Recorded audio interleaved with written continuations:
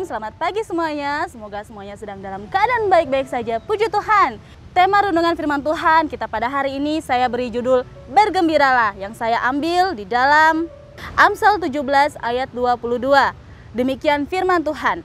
Hati yang gembira adalah obat yang manjur, tetapi semangat yang patah mengeringkan tulang.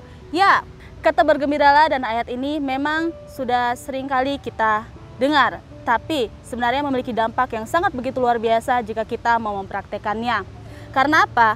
Karena ayat ini mengatakan bahwa semangat yang patah mengeringkan tulang, sedangkan obat yang manjur adalah hati yang gembira. Jika hati kita tidak gembira, maka berarti semangat kita patah dan semangat kita juga kering. Yang berarti kita mati. Hidup tapi terlihat seperti sudah mati, tidak ada gairahnya lagi sama sekali. Sedih, kecewa, dan berduka cita itu memang adalah hal yang manusiawi dan sangat lumrah terjadi. Tapi jika kita melakukannya terus-terusan, berlarut-larut seperti itu terus, maka itu bukanlah hal yang wajar. Bukanlah hal yang bisa ditoleransi lagi. Karena apa? Karena itu bisa dapat membuat kita selalu terpuruk dan semakin jatuh dan jauh dari Tuhan dan tidak bisa menikmati berkat dan kasih Tuhan yang melimpah yang seharusnya kita syukuri setiap saat. Dan hal itu juga bisa membuat kita tidak bisa melayani lagi. Pelayanan kita terhambat, membuat hubungan kita dengan Tuhan tidak sedekat dulu lagi, bisa membuat rencana Tuhan terhalangi, susah tergenapi dalam kehidupan kita karena kita jauh lebih memilih untuk meratapi kehidupan kita yang sebenarnya bisa kita serahkan kepada Tuhan yang akan sanggup menolong kita, menghibur kita. Nah saudara-saudara, jika kita mau melihat ke sekeliling kita dan mau melihat jauh ke belakang, kita akan bisa mendapati begitu banyak hal yang bisa kita syukuri, hal yang bisa membuat kita bergembira, hal yang bisa membuat kita selalu bisa tetap tersenyum. Salah satunya adalah karya penyelamatan Tuhan di kayu salib untuk kita, yang sebenarnya sudah lebih dari cukup bagi kita untuk tetap bisa bersyukur, untuk bisa tetap bergembira. Karena itu adalah hal yang tidak akan pernah mungkin, yang sangat mustahil untuk bisa kita lakukan sendiri, yaitu menebus dosa kita sendiri. Dan Tuhan menebus dosa kita secara cuma-cuma, tanpa usaha kita sama sekali. Dan tidak ada yang bisa kita balas kepada Tuhan. Bahkan pengabdian kita, mungkin apapun itu tidak akan pernah bisa untuk membalas cinta kasih Tuhan, pengorbanan Tuhan Yesus itu di kayu salib bagi kita. Yang bisa kita lakukan hanyalah apa? Bersyukur setiap saat. Bersukacitalah, lakukan segala sesuatu dengan hati yang gembira, karena itu adalah kehendak Tuhan.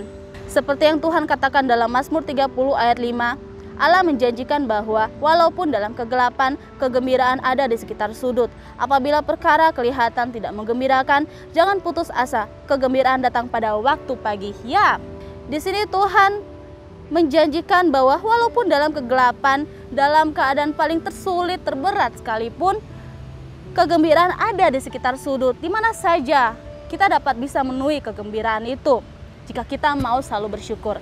Tuhan katakan bila perkara kelihatan tidak menggembirakan, menyebalkan, menyakiti kita, menyusahkan kita, jangan putus asa. Karena sekali lagi ada Tuhan Yesus Kristus yang selalu beserta dengan kita, tidak pernah meninggalkan kita, kan sanggup menolong kita dan menghibur kita, meringankan segala beban kita. Jadi jangan lupakan Tuhan Yesus Kristus. Tuhan Yesus menunggumu saat ini. Mungkin ada saat ini di antara saudara sekalian yang sedang berbeban berat, yang sedang kesusahan hati, tidak bisa bergembira lagi, hidup seperti sudah terlalu berat untuk dilalui, sudah terlalu putus asa, seperti tidak ada harapan lagi. Ingat, kalau masih ada Tuhan Yesus Kristus di dalam hidupmu, percaya saja padanya, jangan meragukan Dia sama sekali, andalkan Dia. Kesusahan di dunia ini hanya sementara saja, sedangkan kesusahan di kekekalan nanti itu untuk selamanya. Dalam Yakobus 1 ayat 2-3 di sini katakan bahwa anggaplah itu sukacita yang tulen, saudara-saudaraku, setiap kali kamu menghadapi berbagai macam cobaan, karena kamu tahu bahwa ujian imanmu mengembangkan ketekunan.